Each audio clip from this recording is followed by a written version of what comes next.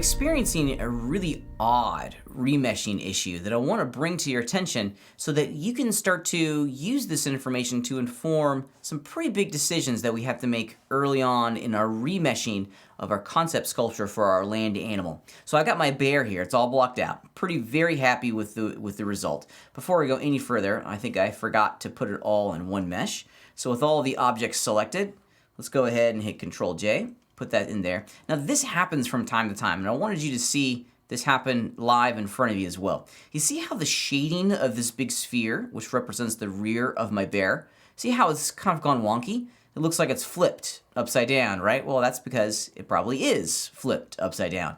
Not the geometry, but the normals, the surface normals. As a reminder, each one of these polygons has a direction, an orientation that it's facing inside the scene itself. Excuse me.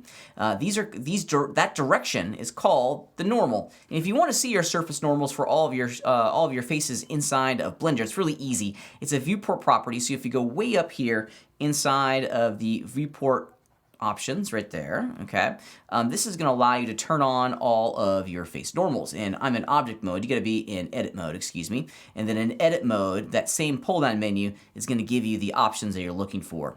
And that's an important distinction. We are in edit mode now, so our viewport properties have changed to bring to the surface certain component level viewport properties. Now this is what we're looking for down here. Now we can show our normals. We can do our vertex normals, okay? We can also do the split normals. It's just this one right here. I'll make the length of the direction a little bit bigger. And you see these little lines that come out? Those represent our surface normals, okay? Excuse me.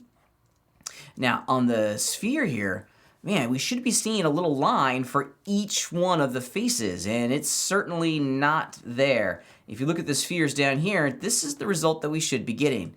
We are not, in fact, getting that back here. So what's the dealio? Why are we not getting our surface normals in here? Well, we are. They're just facing the inside. They're flipped. And this happens, I'm not sure if I can get to a view. Yeah, I'm not going to be able to get to a view, but they're actually facing inwards towards the center of our sphere. We want them to be facing outwards. Now, luckily for us, the solution is really easy, and we should do this before we start sculpting. And let me show you why. The reason we want to go in and do this, because if we were to remesh right now, and let's just jump into sculpting. If we were to remesh, we're going to get some really odd funkiness, potentially some odd funkiness back here. Now, luckily for us, at the moment that funkiness is not coming to the surface, but we shouldn't assume that there's not any problems. We want to make sure that our mesh, as much as we can, is geometrically correct before we go to that remeshing stage. We want to remove any of the variables that could potentially have a negative impact on that sculpting stage. At this step in the sequence, it's very easy to flip the normals.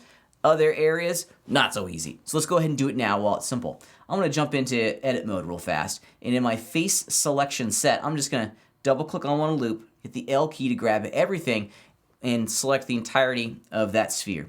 Now with those polygons selected, what I can do is that I can go into the mesh pull down menu, and what we're looking for is the normals. The normals pull down area, the normals area of this pull down menu. Now we could try flip. Let's see if that works. And in this case, it did. Let's confirm. Let's go back into our viewport options. Turn on our normals. Yeah, they're pretty small. Let me make them bigger so you guys can see them. Ta-da! There they are. And that seemed to solve the problem. Other solutions that you may want to look at when kind of managing your normals, if you will, in that same area, we also have recalculate outside and recalculate inside. Those are two good things to experiment with. The last one that I try to do, or that I do from time to time, is set to face. And this is going to look at the orientation of the actual polygon and try its best to create a surface normal that matches that orientation. So you have some choices. There's no silver bullet solution that's going to fix it. You have to go in and kind of look at each, how each one of those commands is interpreting and is influencing your mesh. But from time to time, we're going to have to do our surface normals. Look at this. I found another problem way out over here on this ear. Let's fix it real fast. Same idea. I'm going to guess that they're all facing inwards. So with those selected, we'll mesh, normals. Let's just flip it. And then that's what we get. Yes, there it is.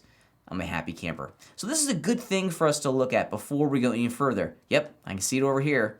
All of this stuff needs to be fixed as well. This happens quite frequently when we have a lot of objects and then we join them together. So go in, explore your normals, turn the visibility of them on inside of the viewport options.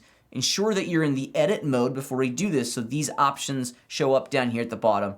And then make sure, select them, mesh, normals, flip. It's almost always going to be flip, but from time to time you'll have to either recalculate or set to face. Managing our normals inside of our three-dimensional scene is an important part to set the stage correctly and ensure that when we advance onto our sculpting stage, things are working exactly the way we want them to work.